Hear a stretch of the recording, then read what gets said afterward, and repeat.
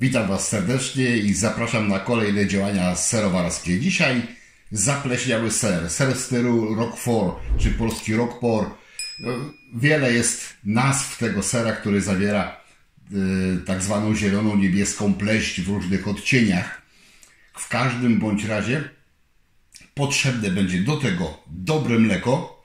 Prawie mnie nie widać za tego całego sprzętu, który to rozstawiłem, ale muszę mieć kilka punktów filmujących, żeby zajrzeć do gara, zarejestrować dźwięki, dać plan ogólny.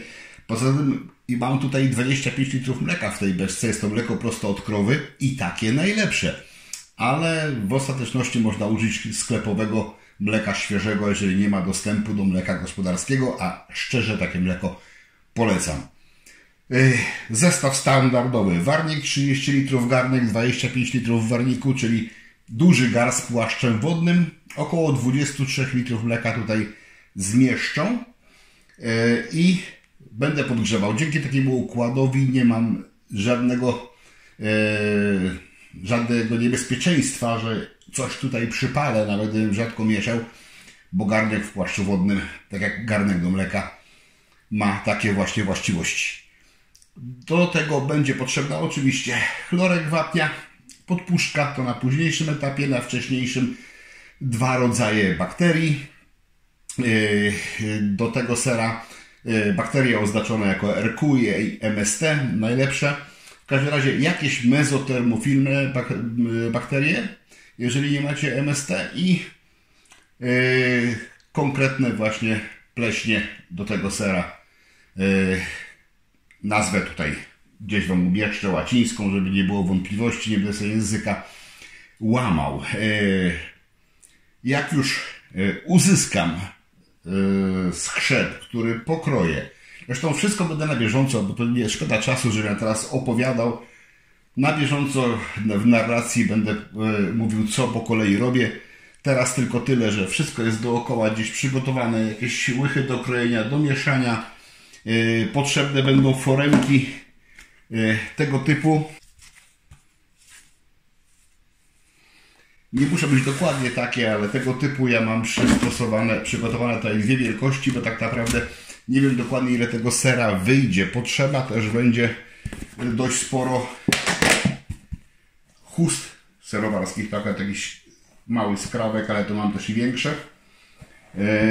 Wszystko to, zaczynając od mleka, które zaraz wleję, podgrzeję i poddam pasteryzacji, czyli podgrzeję do 65 stopni i utrzymam w tej temperaturze 30 minut, po to, żeby w tym serze były obecne tylko te bakterie, które ja dodam, a nie żadne inne.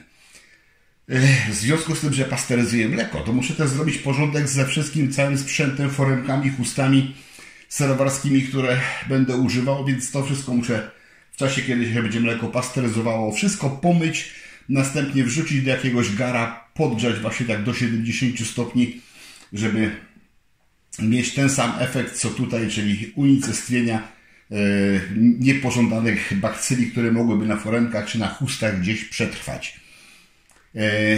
I to dotyczy całego sprzętu. Wszystko musi być wyczyszczone, wysterylizowane po to, żeby mogło służyć do wykonania tego sera. I jeszcze jedna bardzo ważna rzecz, 2. Jak już się bierzecie za jakiekolwiek sery pleśniowe, to musicie mieć świadomość, że te pleśnie potrafią być dość ekspansywne. Więc jeżeli w jakiejś Waszej serowarskiej dojrzewalni umieścicie na czas dojrzewania ten ser i nie macie czegoś takiego jak ozonator lub innej metody sterylizacji pomieszczenia, to te pleśnie się tam zagospodarują. One się pochowają bardzo dokładnie i potem mogą porastać różne inne rzeczy, które w tej spiżarni czy w tej dojrzewalni przechowywać będziecie. To jest jedna rzecz.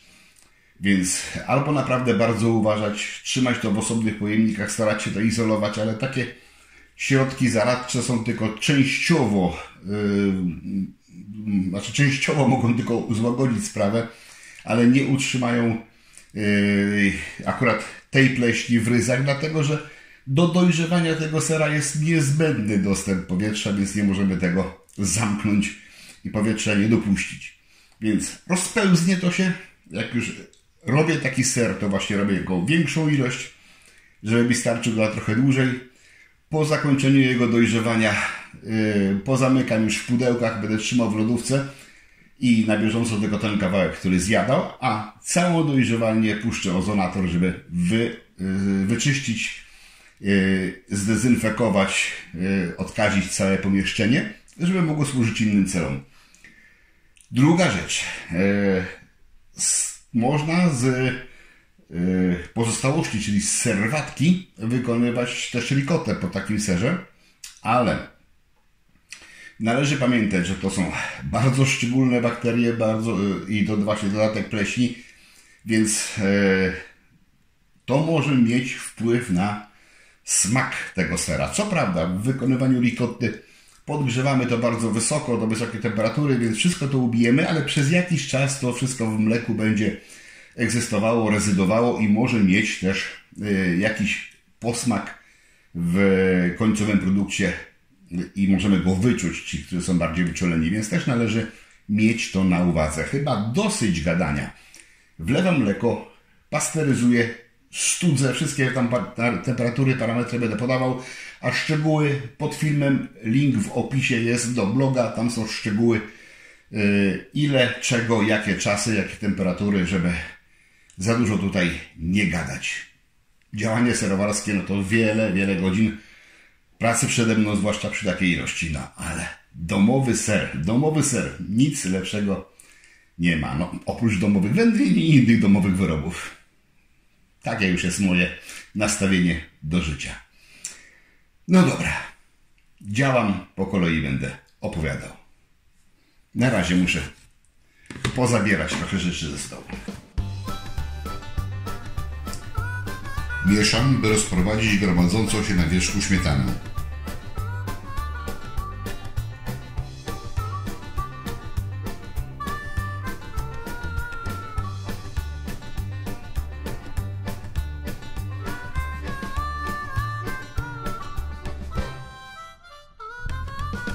Zaczynam grzać i instaluję termometr. Grzeję do 65 stopni Celsjusza i utrzymuję ten stan przez 30 minut, po czym chłodzę do 30 stopni Celsjusza. Przygotowuję po około 2-3 grama bakterii MST i pleśni RQ.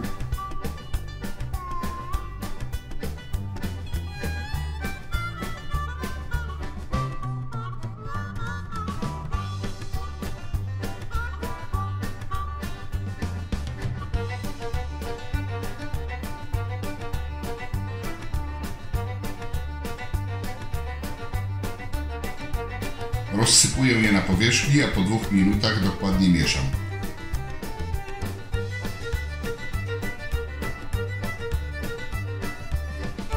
Pozostawiam na 30 minut, utrzymując temperaturę mleka około 30 stopni Celsjusza.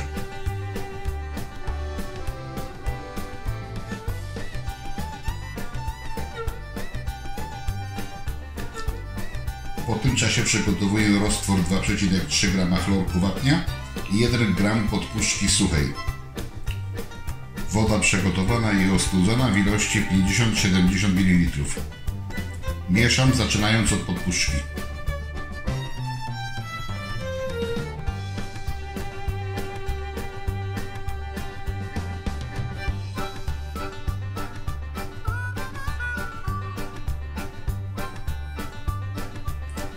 Kontroluję temperaturę i w razie potrzeby podgrzewam do 30 stopni Celsjusza.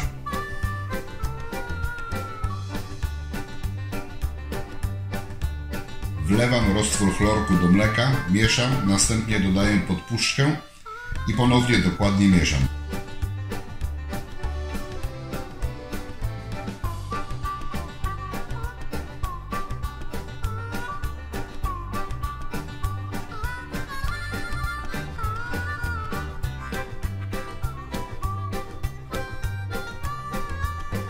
A na koniec zatrzymuję ruch mleka.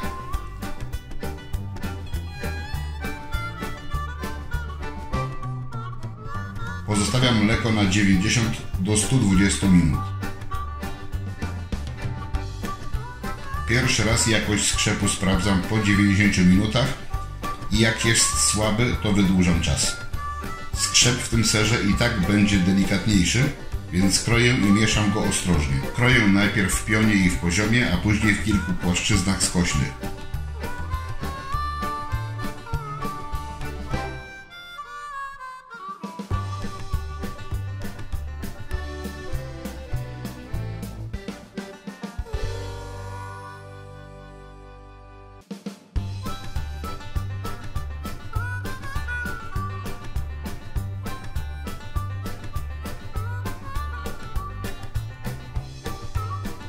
Następnie delikatnie mieszam przez 1-2 minuty i pozostawiam na 5 minut, by pokrojony ser się wzmocnił i zaczęła oddzielać się serwatka.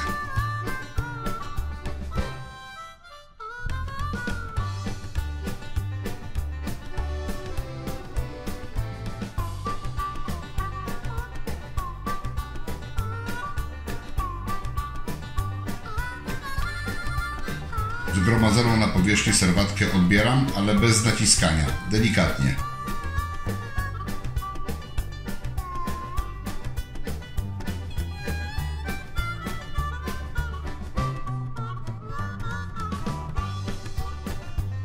Oczywiście jedną szklankę dla siebie też napełniam.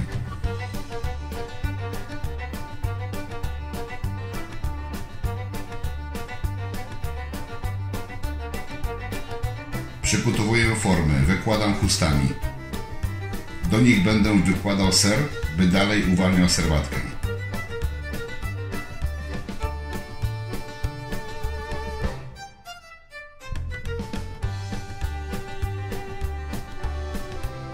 Co chwilę więc dokładam do formy nową porcję, ale i tak jedna forma to za mało.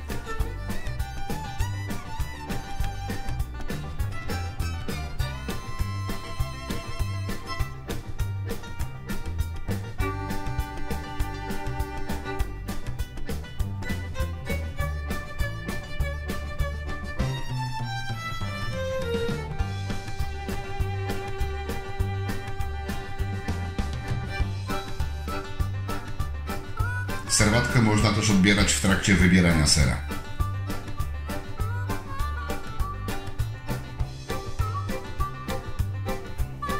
Na koniec mam serową masę w 3 sitach. I jeszcze w garnku trochę zostało. Ale zaraz to wyjmę, bo serwatka szybko odchodzi.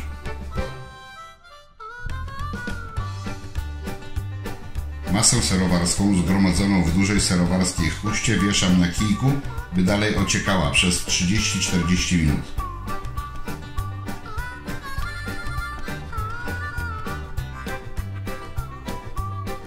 Trochę muszę zapanować nad nieładem na stole i przygotuję drugą część sera w chuście do ociekania.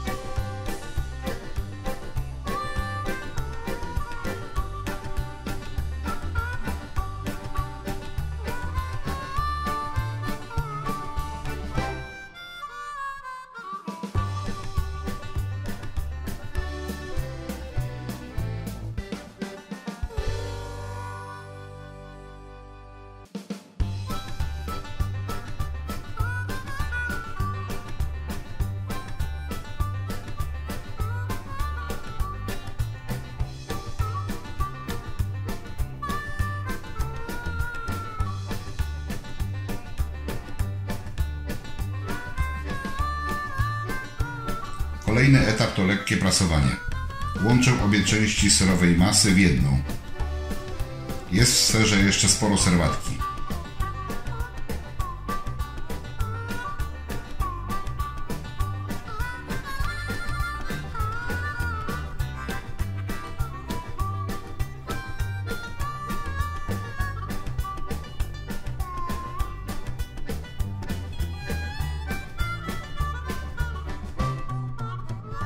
Zawijam w chustę, przyciskam ciężką dechą i stawiam na wierzch miskę z 3-4 litrami wody.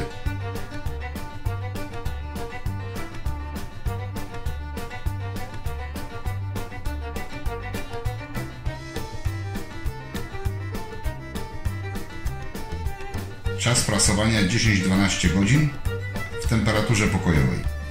Należy pamiętać o odprowadzeniu wyciskanej serwatki. Tak wygląda ser po prasowaniu.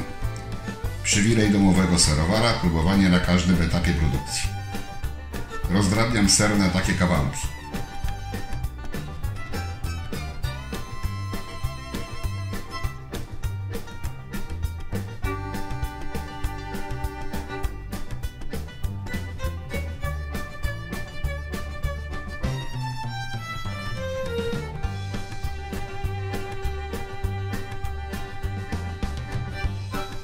Solenie. Na każde 10 litrów mleka 3 łyżeczki, więc u mnie 7.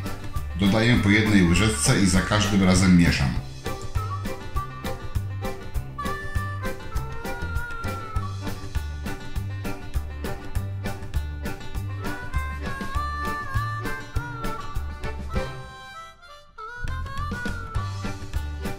Napełniam formy. Można bardzo delikatnie, ostrożnie dociskać. Ser powinien mieć w środku nieduże mikroprzestrzenie.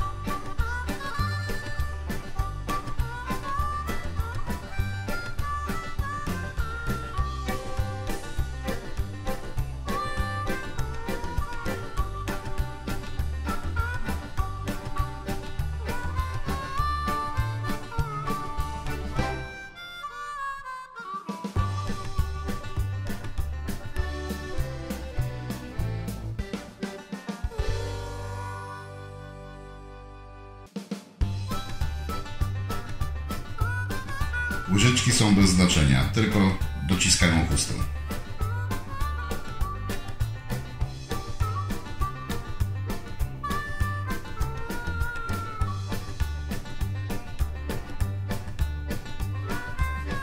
Pozostawiam w temperaturze pokojowej na 24 godziny.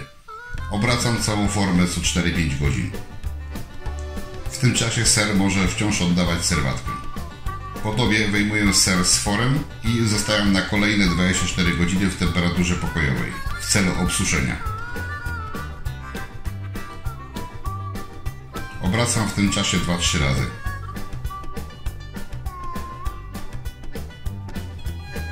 Ser się osuszył, wykonuję w nim mnóstwo otworów. Robię to za pomocą szpikulca do szaszłyków z każdej strony sera. Szpikulec należy wkręcać i wykręcać, by otwory się nie zasklepiły. Mają doprowadzać powietrze do wnętrza sera.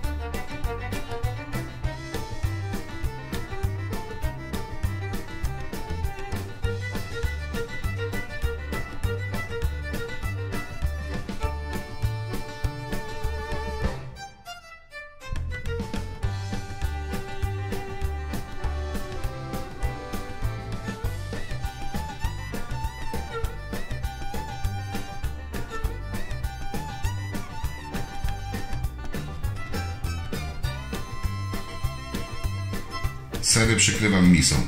Pozwoli to na dostęp powietrza i zachowa podwyższony poziom wilgotności. W mojej dojrzewalni jest teraz około 8 stopni Celsjusza i wilgotność około 70%. Pod miską będzie jeszcze większa. Obracać 2 razy na dobę. Wkrótce zacznie pojawiać się pleśń. Czas dojrzewania 7-14 dni.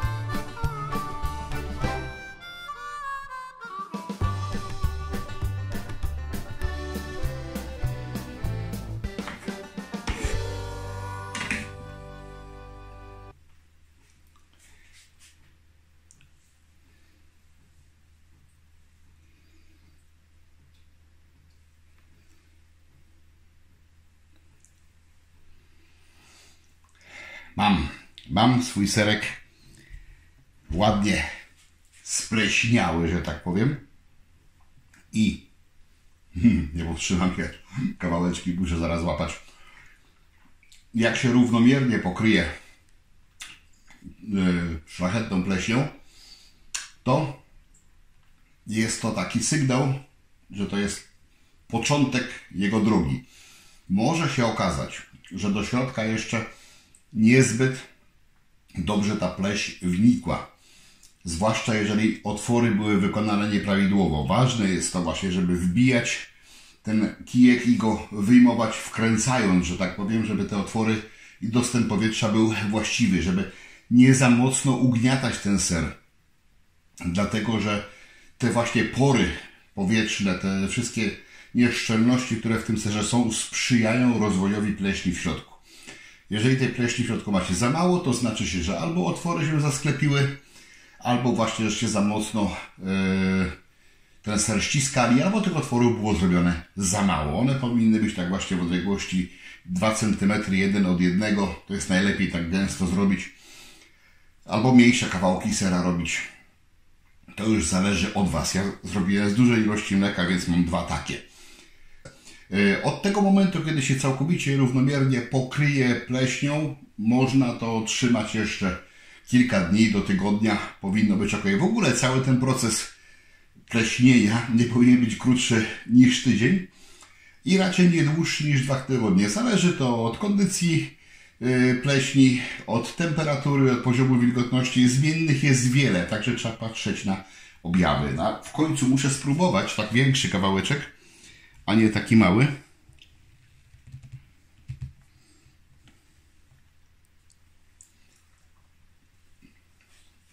Mniam. Im starszy ten ser będzie, tym będzie coraz bardziej suchy oczywiście. Ale generalnie ten ser jest taki powinien być na wpół smarny. I nie jest, że tak powiem, za mocno spójny, jest trochę kruchy. Więc jak go się będzie kroiło, to że kruchy jest, to jest ok. Ma swój bardzo specyficzny smak, ma swoją pikantność całkiem wyraźną. Nie taką pieprzową, ostrą czy paprykową, ale czuć, że ser jest ostrzejszy, że tutaj dojrzał. Ukroję parę plasterków do zdjęcia jeszcze. Zrobię sobie oczywiście kanapkę zaraz na śniadanie, żeby pokazać też, jak to wygląda w środku. Także serowarstwo domowe jest naprawdę super i nawet takie sery bardzo łatwo jest zrobić. Tylko teraz zrobiłem, mam 2 dość spore kawałki, podzielę se na porcje, schowam do lodówki. Wszystko, czego używałem, wyczyszczę, wymyję w pomieszczeniu, w którym sery dojrzewały, odpalę ozonator i mogę tam teraz rozpoczynać działania z innymi serami, z innymi wędliniami, bo będzie wszystko ok. Zapraszam na kolejne odcinki i trzymajcie się. Hej, cześć!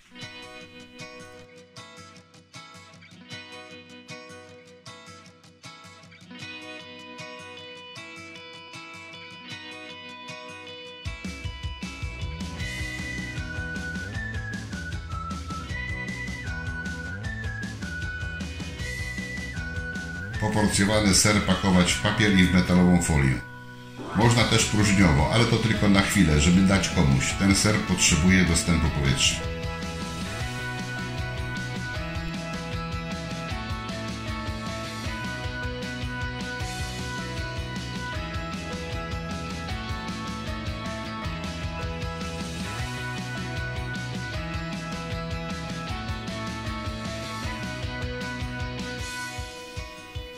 Zapraszam, wpadnijcie na zakupy do mojego sklepu. Znajdziecie tutaj takie rzeczy jak wędzarnie i generatory dymu, szynkowary, sprzęt dla winiarzy, sprzęt i surowce dla piwowarów, inne akcesoria do wyrobów domowych oraz unikatowe tematyczne koszulki i literatura dla pasjonatów. Zapraszam!